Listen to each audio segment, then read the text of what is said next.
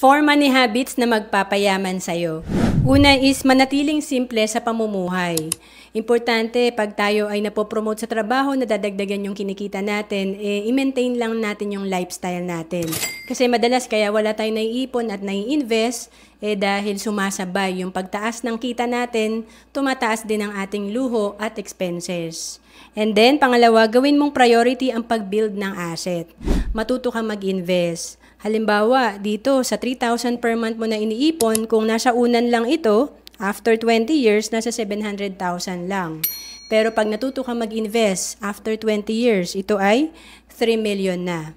And of course, pangatlo, dapat meron kang goal sa pera na iyong natatanggap. Kapag kasi wala tayong plano doon sa kinikita natin, yung ibang tao may plano para kunin ito sa atin. Kaya nga ang daming sale every time na may payday. And pang-apat, dapat long-term ka mag-isip.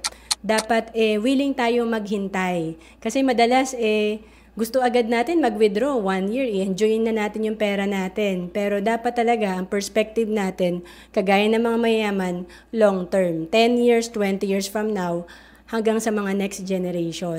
To know more about savings and investment, message mo na ako sa FB, Roan Celis Capistrano.